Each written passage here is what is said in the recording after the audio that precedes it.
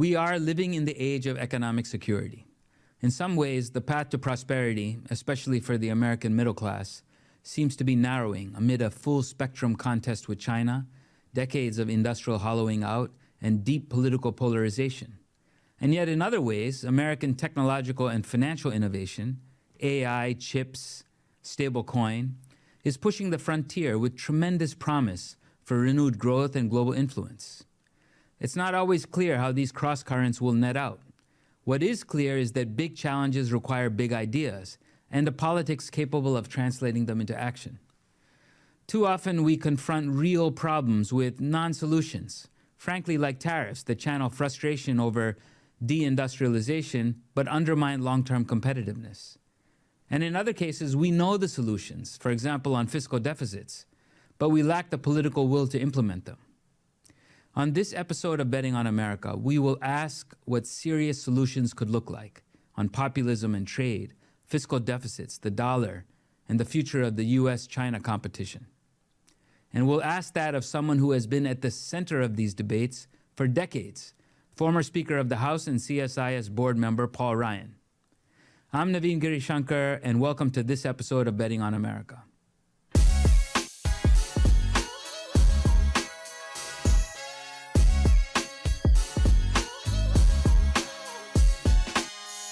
Speaker Ryan, this is a massive honor to have you here. Thank you for making time available to join the podcast, sir. Navin, it's great to be with you. Thanks for having me.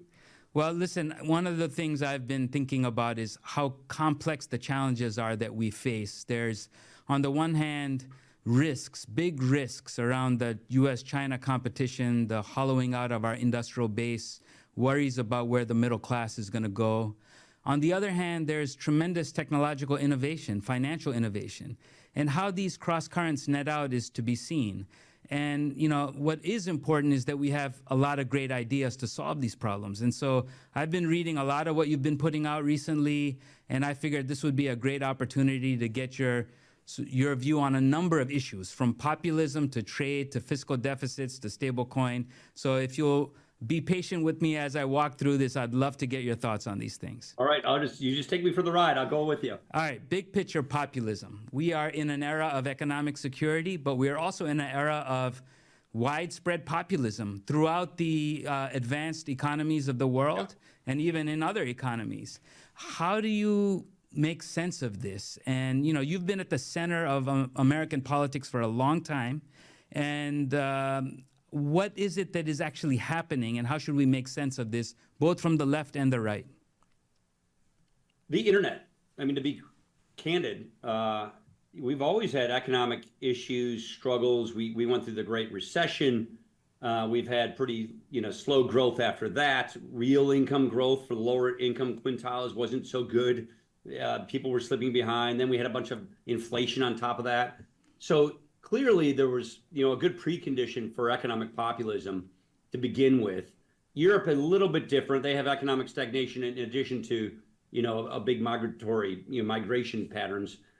But I think the one thing that makes this time, this era different is digital media, is social media. And the fact that you can monetize, polarization. And that the fact that we as citizens, as people, as individuals, live our lives in our own, algorithmically derived cul-de-sacs, reinforcing our biases and, positioning us mentally against others in our society, in our world, et cetera, et cetera. And that's fertile ground for populists. The difference with the populists, there's two different kinds of populism that I think that's running through the country right now. There's the left-wing populism, is the progressives on the Democratic Party. That's wokeism, all of that. That's sort of an orthodoxy they're trying to enforce. I don't think it's popular. It is obviously in some quarters, but it's not popular. But that's going to last a long time because that is tethered to an ideology. That is tethered to a collectivist left-wing ideology.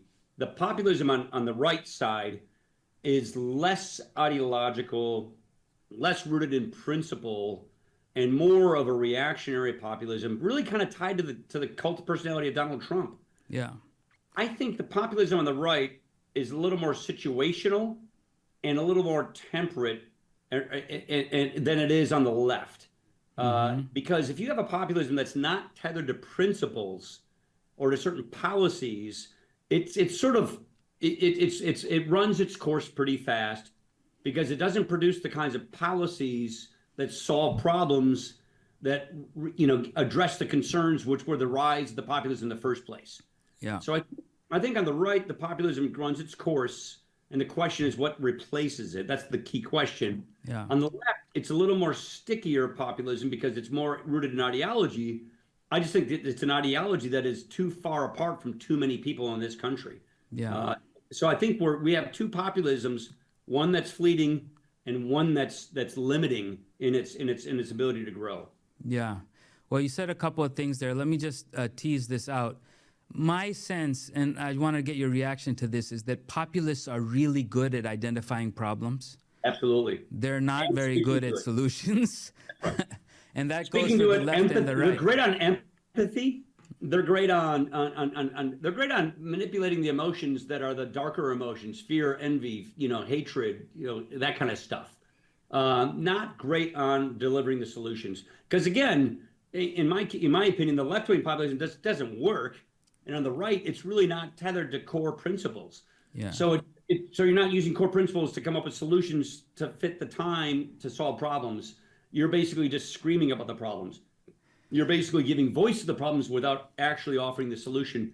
And when solutions are brought to the table, in many cases, they collide with what I think are true and effective principles. Yeah. And just a question for you on your perspective around right-wing populism. You think that it's going to run its course, and it's not tethered to an ideology like the left. Does that mean when we hear America first, or if we hear, frankly, some of the more nativist kind of rhetoric, you don't view that as an ideology? What do you view that as? I do. I'm just trying to say Trump is different. Okay. Because I don't see him as ideological. And I think MAGA, to the extent that it's a Trump movement, is less ideological. I come from MAGA country. Right. The people who consider themselves MAGA aren't very ideological. Okay. So there is a post-liberal, nationalist conservative group that are ideologues that I think are trying to graft themselves onto the MAGA movement and use that as sort of rocket fuel to propel themselves forward.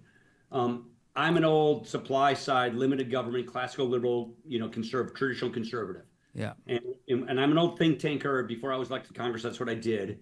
And I was working for Jack Kemp and Bill Bennett at their think tank, and we were fighting Pat Buchanan and the paleocons in those days. Yeah. We call those guys paleoconservatives. They called us neocons in those days. And the paleocons, which really was sort of Pat Buchanan, is sort of the father, I think. And I'm not trying to put words in people's mouths, but I think these NatCons would think of themselves as sort of second generation Pat Buchananites. Yeah. And that is more of an identity politics. It's a bigger government, more identity politics type of conservatism, a nationalist conservatism. It reeks more of blood and soil nationalism, in my opinion. That is an ideology. Again, like the left-wing progressive ideology, it's finite. In my opinion, it doesn't work, and it runs its course. Yeah. But I just don't think it's a big enough of an ideology to capture the hearts and the minds of the majority of the American people, let alone deliver solutions that actually solve problems. Yeah, that's really helpful to begin to unpack that. And then if look at the fight at the Heritage Foundation right now. That's a perfect example of this fight sort of spilling itself out into the think tank world. Right. Sort of the Heritage Foundation, Tucker Carlson, Nick Fuentes. Right. Liberal, big government, identity politics crowd against the traditional conservatives. That fight's happening right now. Yes. 2 years earlier than I thought. I thought this was going to happen after the midterms. It's starting to happen at the think tank level right now, but that's going to play itself out through our party. Yeah. And if we think about how it plays out and how it comes out on the other side of it, it's very interesting because I've heard you speak about populists around the world, and some are not bad at solutions, or at least some are better at solutions. Yeah. Could you give us a little bit of your perspective on that? Best example is Milei down in Argentina. I was just down there the weekend before his midterm elections with him. Mm-hmm. Very impressed with this guy. He reminds me of bunch of my econ professors. I studied Austrian economics in school. Yeah. He was an Austrian economics Oh yeah, professor. Von Hayek. Von Hayek. Yeah, I'm a huge Hayek and Mises guy. That just shows you what part of the conservative movement I come from, Yeah, which is very different than these post-liberal NatCon guys. yeah, But Milei has done a fantastic job of attaching very important, irreducible primary core principles with public policy solutions and made them popular. And he just won in a resounding second election to put these reforms in place in Argentina. Argentina used to be a very serious country with so much potential, still has all this potential. And then it got ruined for an entire generation by the Peronistas and everybody else. And now they're trying to pick themselves up off the floor. And Milei, Santos before got defeated. The Kirchners. I won't go into all the Argentinian story, other to say that's populism, rightfully understood, properly applied, had the core principles that work. So it can happen. It does happen. The populism that's running around in America on the right and in Europe is much more of a big government, illiberal, post-liberal identity politics populism that I think is dark. I don't think it works. And I think it just doesn't solve the problems that we're seeking to solve for people in this country. Yeah. Let's talk about a particular case of populism and how it's really leading to a major upheaval in the global trading system, which is the current approach to trade, and particularly the tariff gambit, I would say. Help us understand what is happening here, and then I want to talk about some alternative solutions you have proposed. But first, Liberation Day, even before that, AIPA, Liberation Day, where we are now. Help us make sense of this, Speaker. Yeah, I'm not afraid to call myself a free trader. I am. I think where the people like me made mistakes along the way. One, China entering the WTO. At the time, it seemed like the smart right move. Give them liberalized economics. They're going to ask for liberalized politics and political rights. That didn't happen. Xi came in after Wu, and now we know what happened. So we made a miscalculation there in hindsight. The other problem we free traders made was we didn't sufficiently enforce our trade agreements. So when other countries cheated, we kind of let it go. Yeah. And we needed to do a better job of that. We needed to make the WTO actually work to stop cheating. And so those institutions, lost their credibility because we didn't do what we should have done to enforce those agreements. Having said all of that, that doesn't mean you discard free trade. Right.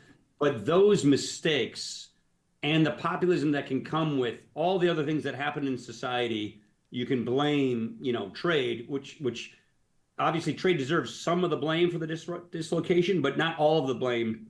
It gets a disproportionate amount of blame. But the point I'm trying to make is we've now entered sort of a pre-Adam Smith period of economic thinking. This is something that I debated a lot with the first Trump administration when I was in government. And they think trade deficits are the end-all be-all bad thing. Yeah. It's not a meaningless statistic, but it's closer to a meaningless statistic than not. What I mean when I say that, it's really more of a proxy on living standards. In some cases, it's a measurement of how much a country's cheating, like in China's case. A trade deficit is a useful statistic to see what are they getting away with all the things they're doing that are nefarious, that are wrong. But in most cases, like say Vietnam or the Philippines, countries that aren't rich enough to buy our high-end goods, but manufacture things that we need and want to, not pay so much money for, like our clothing, that you're going to have a trade deficit with a country like that. There's nothing wrong with that. Right. We are big coffee drinkers in America, but we don't grow coffee in America. Only so much you can grow in Hawaii. Right. So we're going to have trade deficits with Colombia, with coffee producing countries. That's the way the economics work post Adam Smith. And so what's happened is we have mercantilists in government. The Democrats always had that sort of protectionist mercantilistic angle because of unions.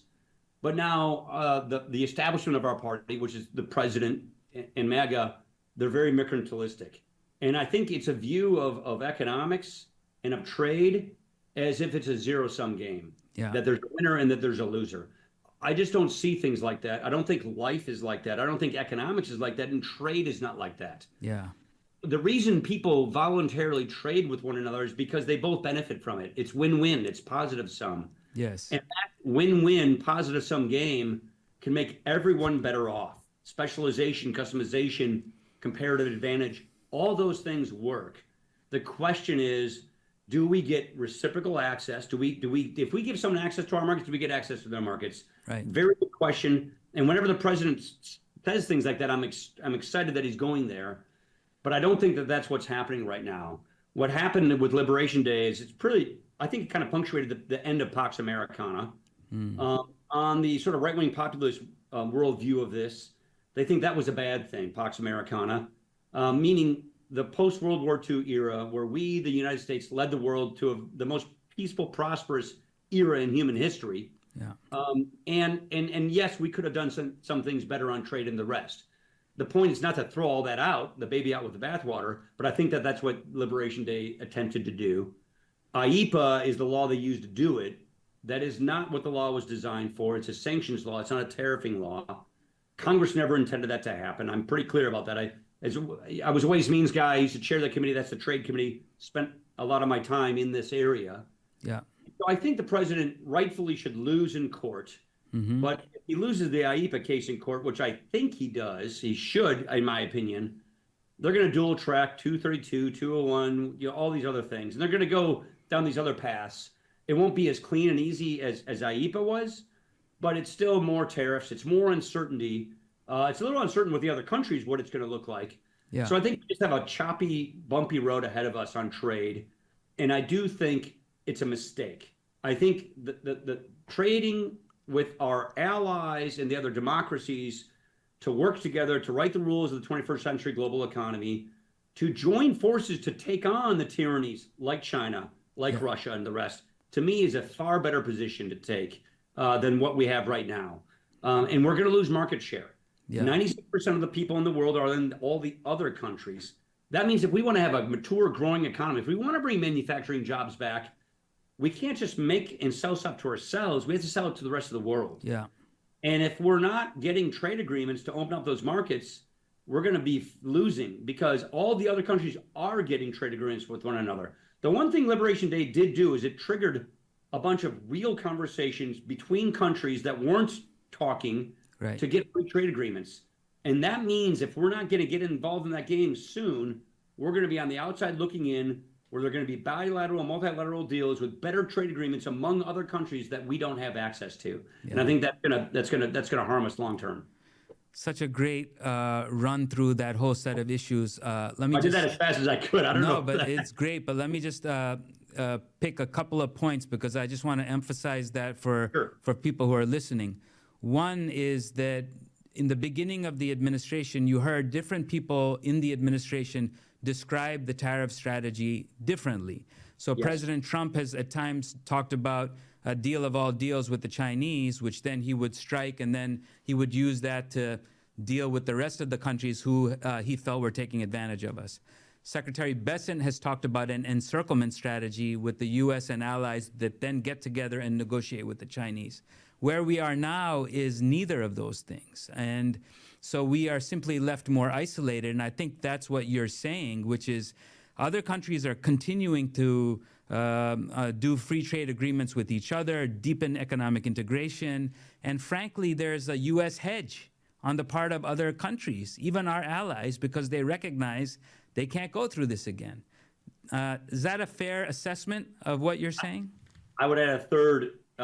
There's the Bessent line, the Trump sort of William McKinley reciprocal line, which is the best of the lines he has, by the way. Yeah. And then there's the Navarro school of thought, I think, which is really high tariffs for an entire decade as a revenue machine, as a way to bring in revenue to the government and to redesign or reorient the trading system in the world, as if other people won't do anything else. They'll always want access to our markets. So I think the Navarro strategy was keep tariffs wide and high for the foreseeable future in an attempt to sort of unilaterally redesign the entire global trading system. I don't think that's possible. Yeah. I think that's maybe, early 20th century thinking. That's what got us, that's what deepened the recession the last time we tried stuff like this. Yeah. So I think all three of those things are true, meaning I've heard all three of those messages from the administration. it's not clear on any given day what the outcome is going to be. My prayer is that they're going for some kind of a reciprocal deal where they then lower barriers and they get reciprocal agreements and they get in and get out and call it a day. Yeah. I'm not sure that that's where they really want to go, though, but hopefully that's where they'll end up. Yeah, that's a good point, and hopefully that's indeed where it ends up. One last piece of this, and then I want to shift to fiscal deficits, but I put out something a little while ago arguing you can't fight a technology war if you're fighting a trade war, and what I meant by that is that all of these technology value chains that are important to us, chips, full stack AI and everything that goes underneath it, quantum, clean tech, all of these things are global in nature. And when you put these tariffs on in the scattershot way we've done them, we are undercutting ourselves when it comes to technology competitiveness. And that's the big prize, isn't it? That's the prize. That's among the reasons why I put this op-ed in the Wall Street Journal the other day about the best Trump pivot, in my opinion. And I think Scott Bessent, I don't know him, but I think he's a thinker like this. Yeah. Would want to pivot to this. When Trump loses IEPA, which I think he will, go to a destination-based cash flow tax. This is what we ultimately wanted to do when we did the Tax Cut and Jobs Act, which is now the One Big Beautiful Bill Act. Right. Because that's very pro-manufacturing, that's pro-reshoring, yeah, and it's pro-innovation, and it actually taxes your trade deficit, but it does it in a way that is simpatical with other countries. Yeah. It is not tariff, trade war inducing move. It is well-known, well-used tax policy. Yeah. It is effectively a consumption tax on businesses that, in America's case, the way our system worked, we would have the most competitive tax code in the entire world. It would be good for business, good for locating businesses in America, good for innovation. And if we're going to get addicted to all this tariff revenue, which I think we are, and I wish we weren't, this is a better way at getting even more revenue from the same source, from the trade deficit, and while having better economic policy. So I think that's a smarter way to go. It's a good pivot for the president and the Treasury Department. And then it would get to what you said, Navin. It would be a pro-technology, pro-investment, pro-capital expenditure, competitive industry, competitive tax code, which would help us get these industries here and help us compete in the world, and would open up trade with other countries. Yeah, so I'm so glad you raised this idea and that you wrote about it. I know it was getting a lot of attention.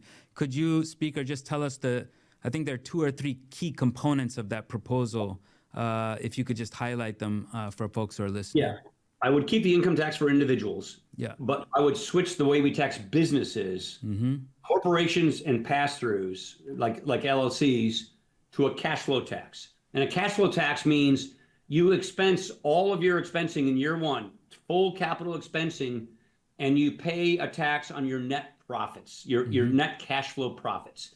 It's not a VAT tax, but it looks like one. It has wages being deductible, so it's very pro-labor, but it looks like a consumption tax based on its tax base, but it's very pro-American, very pro-expensing, very pro-labor, and it border adjusts so that you tax your imports coming into your country and you take your tax off your exports leaving your country, and you pay a cash flow tax on your net profits after expenses, including labor expenses.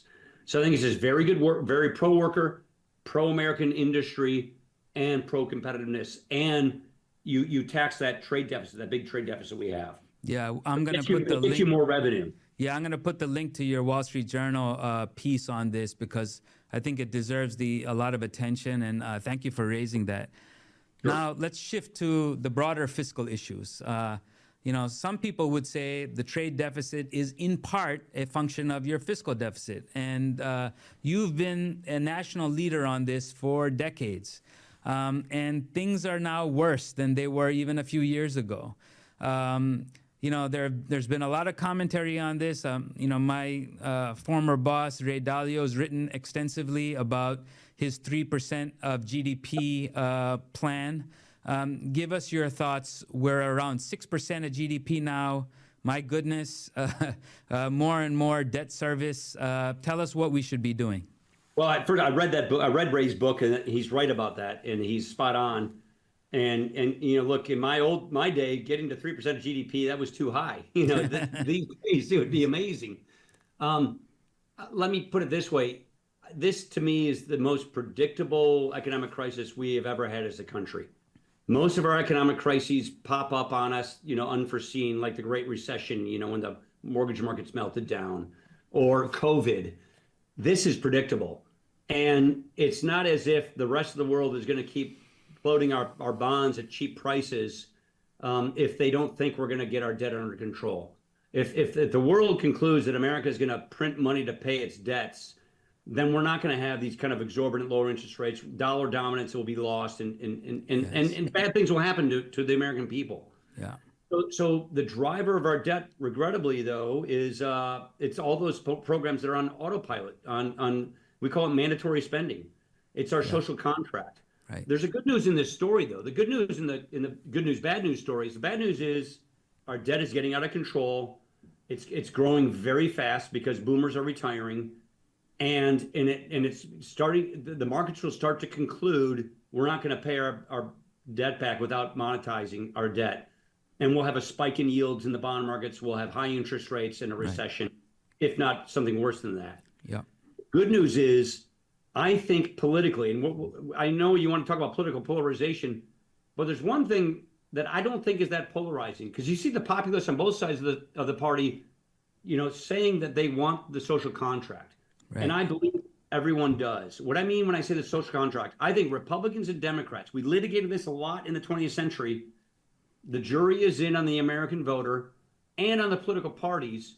We like the social contract. What is the American social contract? Health and retirement security for all Americans and a safety net for the poor. Yeah. And we want that. But the problem is, this was written in the 20th century, in the 1930s, in the 1960s, right, in ways that have proven to be unsustainable fiscally in the 21st century, because they're demographically driven. And we're going from 40 million retirees to 77 million retirees, and those benefits increase 6 to 8% a year. You compound that out, and therein lies your debt crisis. Yeah. The good news in this bad news story is we've learned a lot how to better run health and retirement securities, health and retirement programs, how to wire the safety net for the poor for upward mobility.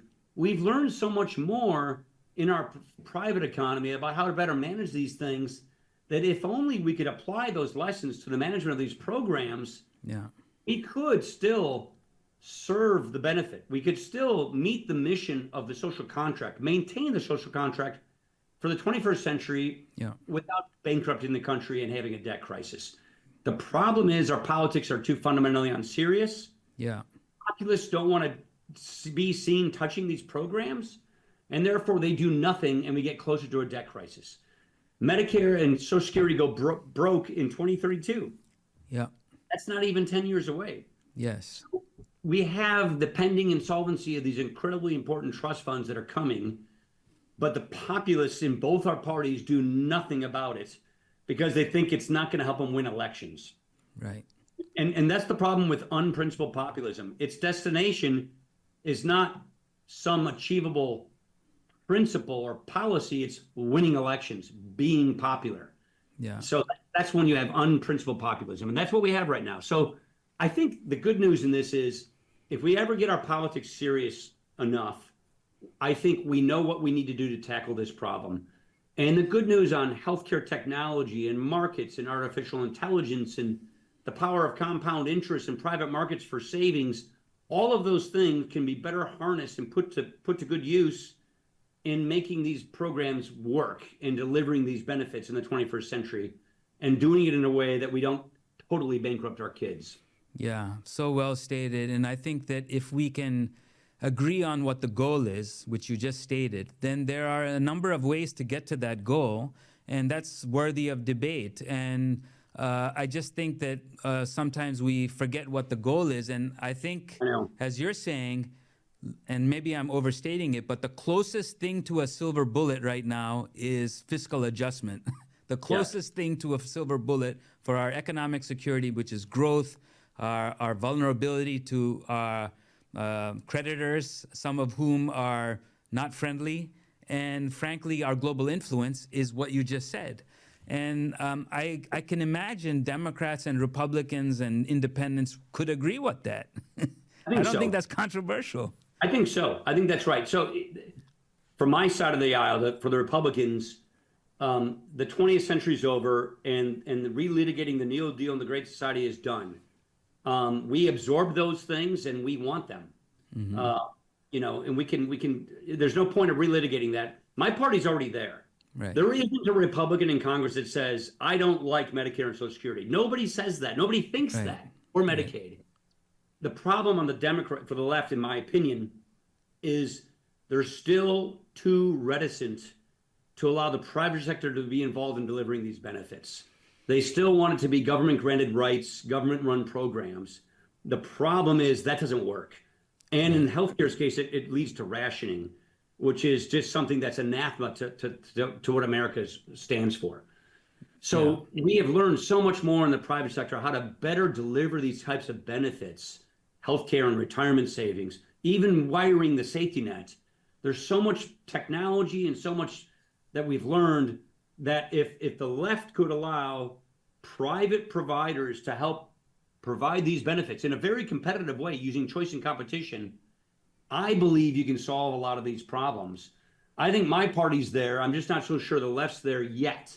Yeah, I think center left is, but not the populist left. And there is a significant public sector reform agenda to be implemented. I feel that the DOGE effort was kind of very disorganized, but I do think that there is a legitimate public sector reform agenda that the Democrats should be thinking about in order to, team up with like-minded folks to hit the goal that we just discussed. Yeah, I had high hopes for DOGE. What disappointed me most about those guys was these were the PayPal guys. I mean, of all the people who could come in and help digitize government records and government payment rails, et cetera, it's the PayPal guys. So I wanted to see that digitization of government effort come, and instead they went after USAID and other stuff. They didn't deliver to me what I thought was their unique talent set, which was to help fix a lot of these antiquated 20th century systems that still plague our federal government. So I do think, not that there's a free lunch here, but I think technology and markets can solve a lot of these problems. Yeah. And I think they're the pathway to the solution to preventing a debt crisis while still maintaining our very precious American social contract. I love it. I hope more people listen to you on that. Let's shift to the dollar, because you talked about the impact of on the dollar of fiscal deficits. I would add there's also the impact of a highly volatile trade agenda on the dollar and on confidence in the U.S. Give us your perspective on dollar dominance the way forward, and let me just tee you up here, the role of financial innovation and stable coin in helping us achieve some of that. Yeah, so I'm very excited about the stablecoin law that's been passed. I think this is a huge boon for America, tech dominance, but most for dollar. Now, so I think we're going into an era where we're going to have digital currencies competing with one another. The Chinese are moving very fast with their central bank digital currency, the digital RMB. Yes. They're trying to hook up their Belt Road, client state countries onto it. And basically what they're doing is they're going around the world offering other countries tyranny in a box. Here's your smart city, surveillance program. Here's your currency system where you can surveil your people's money, right? And you can actually, affect their behavior. Right. Here is a 21st century tyrannical system, complete with surveillance of money, of movement, and everything. And this Chinese challenge is a great opportunity for America. That's why this is not the right time to have a trade war with our allies. Yes, because a digital dollar is a freedom currency. Yeah. Thankfully, we're never going to do a CBDC. I think that would be a big mistake for us to have our own central bank digital currency. A stablecoin is different. It maintains the two-tier system. Mm-hmm. It is private providers providing a private currency. Hayek actually talked about this a lot in his day. And it's money that is tethered to the dollar. Yeah. So it's freedom money. It can't be surveilled. your government can't do something to you. Right. And in basket case countries that have bad currencies, Latin America, et cetera, it's your way out and to have sound money. So Right. I see the digital currency wars coming as the digital dollar through the stablecoin, producers Yep. versus the digital RMB as team freedom versus team tyranny. And I like where team freedom is. Yeah. Question is, back to the earlier point, I won't belabor this, is are we going to get our fiscal house in order so that Right. people think the dollar is worth something? Yeah. Do they think a dollar today is going to be worth a dollar tomorrow? Are we going to pay our bonds with fiscal reforms and growth, or are we going to monetize our debt and make it all worthless? Yeah. That's the question. If we can get our fiscal house in order and get our debt under control, then I don't think there's anything stopping freedom money from prevailing in this 21st century digital currency world. And the stable coins is going to be really sort of our ace in the hole on all of this, in my opinion. Yeah. And I would, let me jump on something here because I'd welcome your thoughts on this. I feel that we should be thinking about a successor to the petrodollar system. And in particular, imagine if AI-enabled services between third countries, so for example, the UAE and India, were invoiced in dollars and in specifically stable coin. That's a way to cement dollar dominance in the current Absolutely. AI age. And I'll be putting something out on this, but I would like I didn't tell you this before, but I would love your reactions to that, because to me everyone says compute is the new oil. Well, that doesn't make sense unless you have something very, very concrete like that kind of thing, invoicing of exports in dollars. And the payment rails to do that. So the Swiss system, as much as we love it and as much as it's an American system, it's going to be replaced. And that system can be replaced with American techno, payment rails that do all of that. I totally agree with that. I spend time in this space with a company called Digital Assets that has on coin, and they have the token where the DTCC trades treasuries. They have Broadridge's repo market. They have a lot of the traditional financial instruments already trading on this rail. Yeah. Doing real-time settlement, intraday collateral, repo, you name it. Yeah. That means American technology providing the rails so that all those types of third-party contracts you're describing can be done in dollar-denominated stablecoins. So I think because we have Silicon Valley, because we have the dollar, because we have all this amazing blockchain technology, I think we're winning this race. Again, we will stub our toe and lose this race if we ruin our bonds and ruin our dollar by having a debt crisis and not getting our fiscal house in order. If we get that done, I think we're going to win this thing. Yeah. Well, this is a great segue to my next question, which is around the technology race with China. And I think there are a number of technology revolutions afoot. There's AI, obviously, and the full AI stack. There's quantum, chips or advanced chips, clean tech, synthetic biology. It's like multiple Sputnik moments at the same time. Yeah. And I think that at least on AI, the time-tested, stress-tested ecosystem that the United States has proven that it can lead to advancements. But in other areas, not so much. And it's led to a significant debate about what the role of the state should be in fueling technology competition. And part of that is the fear that our advanced technologies could fall into the hands of the PRC and be used for their civil-military fusion policy. Can you give us your thoughts on this, including what the role of the state should be in this technology race? I share those concerns, but I'm going to be a little more market-based than probably you are. I think industrial policy can be made for one exception, and that's national security. Mm-hmm. Chips is one of those things, but I would not move industrial policy into these other areas. Yeah. Look, here's why our system is better, and here's why our system is going to beat the Chinese. We have the rule of law. We have private property rights, and we have deep and liquid capital markets. Yeah. Right there. Oh, and by the way, talented people. Right. Bring talented people in our country. There's an immigration issue there, but so if we have the best and the brightest, we have, rule of law, and we have private property rights and deep liquid capital markets, the innovation that's going to come with freedom like that is going to beat the state's central planning any day. I just have confidence in that system. But what we don't want to have happen is this best and bright technology that we're developing gets into the wrong hands. That's why export controls, that's why the right trade rules in place with tyrannies like that. Absolutely.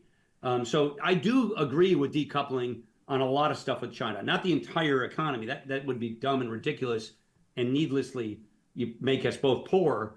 But on sensitive national security adjacent technologies or critical things like, like medicines, you need to decouple and you need to have your export controls. But if you're asking me a question of what do you do to incentivize the American economy, get out of the way. I'm a techno optimist. I'm more in the Andreessen camp on this stuff. Don't do industrial policy unless there's a national security, hook that is really an exceptional case, and let the private market do its thing. Yeah, and actually, you'll be surprised. You'll be surprised I'm closer to you than you think. But I will ask you the following, which is that totally agree with everything you've just said there. But my accent is on those exceptional areas because there's a debate to be had.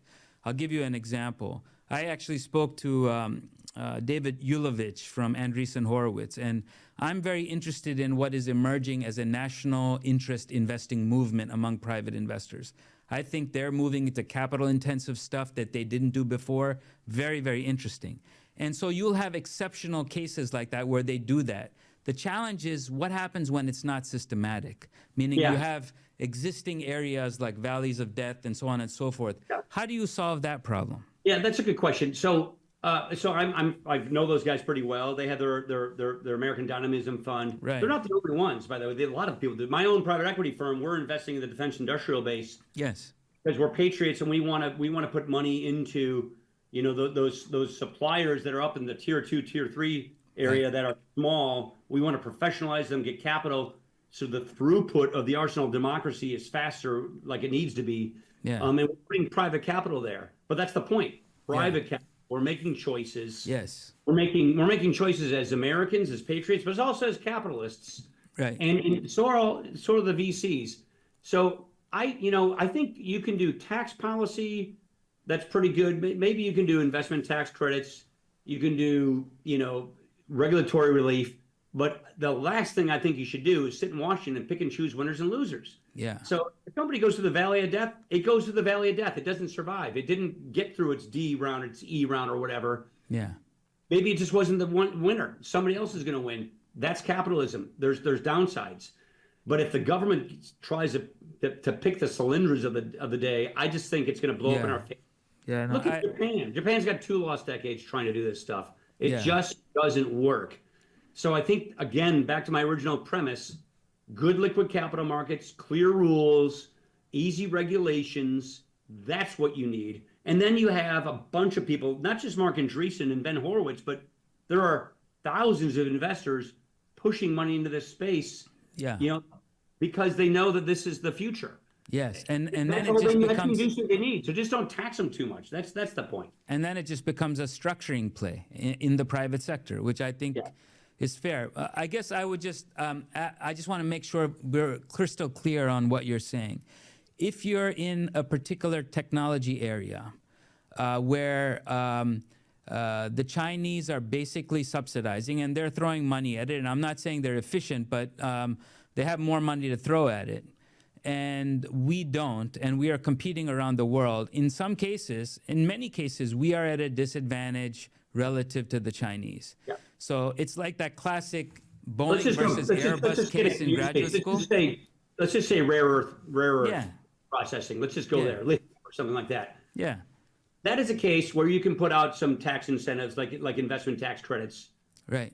So that somebody has a rich tax credit that they can go, but that's their decision, their money they're putting at play, and they're getting an investment back with tax policy. You're not going to the Department of Commerce to say, can I have some money to do this? Right. You're putting your own money up, and whoever does it. That's the kind of tax policy I'm talking about. Very good. So what's interesting, Not going through Washington. That going through Washington is the problem, in my opinion. right? And the irony of it is currently the Trump administration, I know. okay, equity ownership in a number of companies, the previous Biden administration, in which I served, subsidies. And so actually when you I don't like either of those. Right. They're both anathema to me. and many people are talking about a sovereign, American sovereign wealth fund. And I Terrible I idea. am skeptical about these things. Terrible idea. Yeah.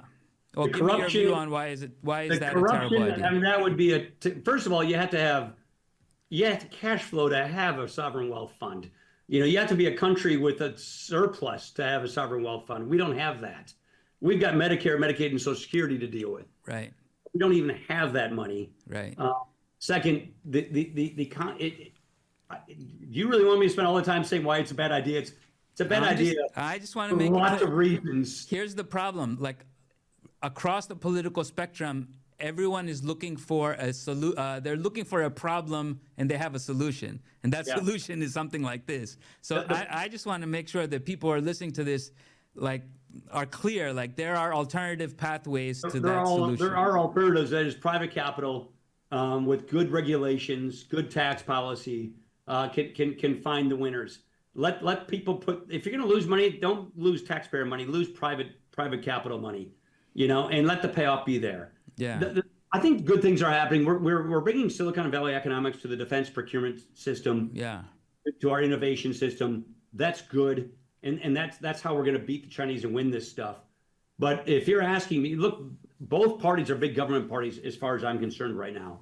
When my own party is taking equity stakes in companies, when they're doing all these subsidies or talking about sovereign wealth funds or even all this tariffing, that's all a flavor of big government. Yes. Like the Democrats and the Biden folks were doing their flavor of it. I'm for neither flavors of this. I'm for limited government, constitutional government, free market, fast economic growth, and that can solve these problems. If we think we're smart in Washington, believe me, I know Washington really well. You do. Other people You making these definitely decisions, do. come on. It is not where we want to put our bets. That's my point. Understood, Speaker. Look, I mean, one last question on this. Would TSMC have located in Arizona without a government No, but that's program? why tax incentives. Probably not. Like I said, that's a national security exception. I said there should be one exception to these things, and I did say chips, and I see chips as a critical national security exception. Yeah. But doing industrial policy for all this other stuff makes no sense. I understand. And I think that's where another area of potential convergence, even for a Hayekian like yourself, and I have that resonates strongly with me as well. But there's this little area of exceptions. There's a national security exception. Then you have to do it right. You don't get equity in companies or golden shares, things like that. You build the right incentives so that you can guarantee that the investment occurs. Rare earth, you can make a case there as well.